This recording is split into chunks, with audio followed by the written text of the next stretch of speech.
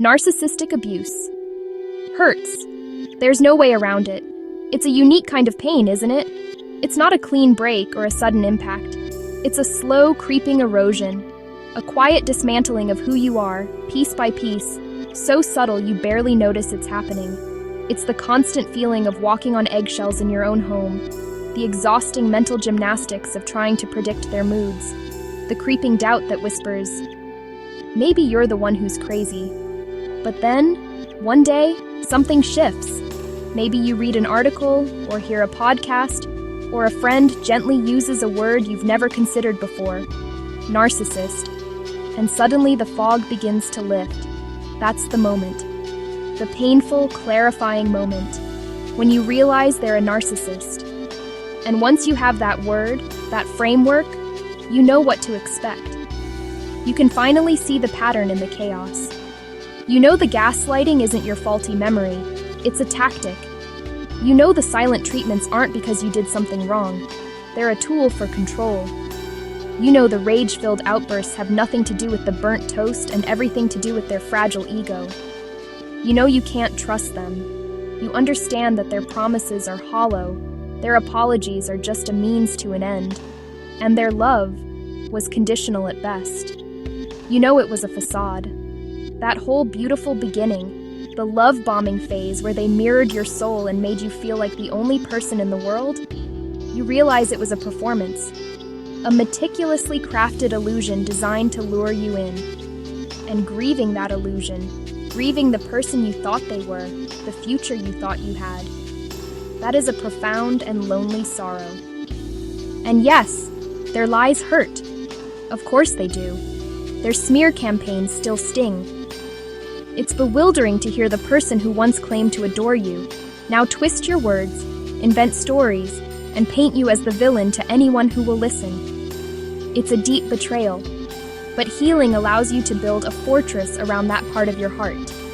It allows you to realize it's not me, and a narcissist is going to do what a narcissist is going to do.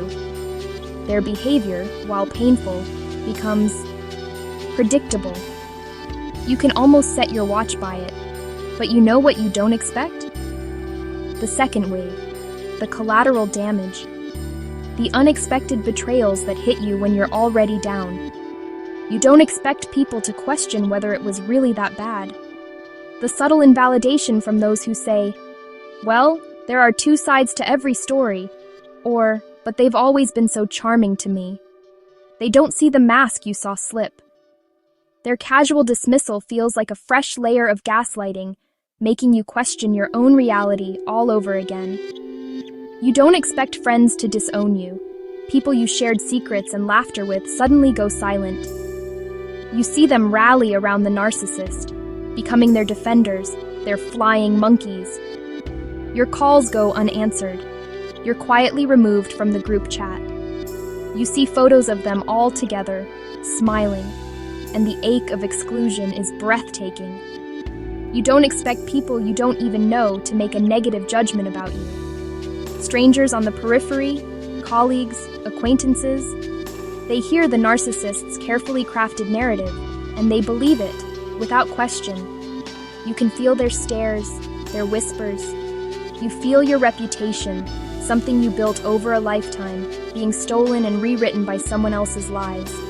And the deepest cut of all, you don't expect your own family choosing the narcissist over you. The people who are supposed to be your unconditional safe harbor. They might do it to keep the peace, or because they can't handle the conflict, or because they too are manipulated by the narcissist's charm. But the reason doesn't matter when the result is the same. You are sacrificed. You don't expect people you do know and thought you could trust turning their backs on you. The friends you confided in, the family members who saw your tears, the ones who said, I'm here for you. Their silence is the loudest sound in the world. Their abandonment confirms your deepest fear, that you are utterly alone in this. Those are the hurts that keep you up at night. The narcissist's abuse was a storm, but this is the haunting quiet of the aftermath. These are the betrayals that shake you to your core. They make you question everything you thought you knew about loyalty, about friendship, about love. They make you feel alone and rejected in a way that is primal and terrifying. They leave you feeling abandoned and worthless, as if the rejection from so many people must mean something is fundamentally wrong with. These are the wounds that keep you ruminating years and decades later, replaying every conversation, every interaction, searching for the moment it all went wrong. It's so painful to know you gave your authentic self to people who would one day not even be willing to hear your side, aka the truth. You showed up as you.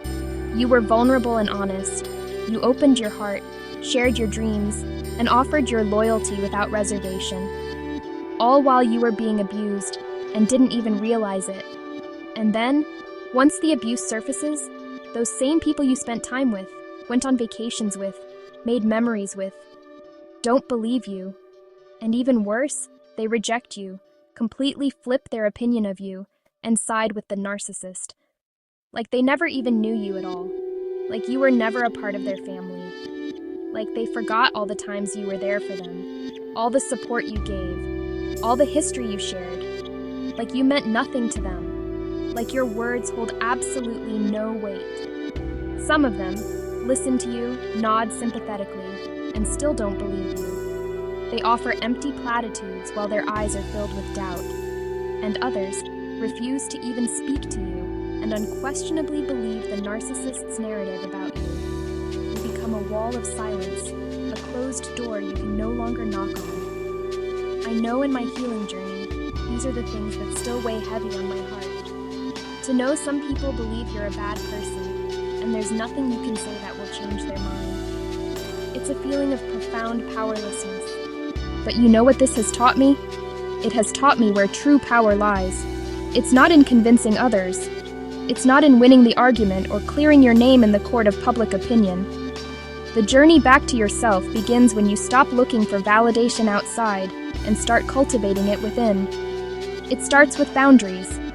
Not as walls to punish others, but as fences to protect your own peace. It might be the small boundary of refusing to discuss the narcissist with mutual acquaintances. It might be the bigger boundary of low contact, limiting interactions to only what is necessary. And for many, it's the ultimate act of self-preservation, no contact. Cutting the cord not out of hate, but out of a deep, radical love for yourself and your right to a peaceful life. It continues with reclaiming your story. This is where journaling becomes a lifeline. Writing it all down, the good, the bad, the confusing. It's not just venting, it's creating a concrete record of your reality. A testament that pushes back against the gaslighting. Each word you write is an act of defiance, a declaration that your experience was real. You are the author of your own truth, and it blossoms in community. After being so isolated, finding people who is like breathing fresh air for the first time. Whether it's a therapist who can provide tools and validation, or a support group of fellow survivors who nod in recognition because they've lived it too. Being seen, heard, and believed without having to defend yourself, that is where the deepest healing happens. And through this process, a quiet shift occurs. You start to realize, I don't need them to believe I'm a good person for me to know it's true. Their opinion of me is a reflection of them, their limitations, their choices. It is not a reflection of my worth. I have to believe myself more than anyone else. Because at the end of the day, when the noise fades and the world is quiet, I have to live with me. I have to live with my choices, my integrity. I have to live with the truth. And I know that truth. It lives in my bones. It's the steady rhythm of my own heart. And I know that. I'm not who they think. I'm not who they say. I didn't do what they say I did. I know me, and that knowing is unshakable. It's the solid ground beneath your feet after the earthquake. It's the compass that points you back to yourself. Your healing is yours, your truth is yours, and you are not alone. And I hope you can hold that space for you too.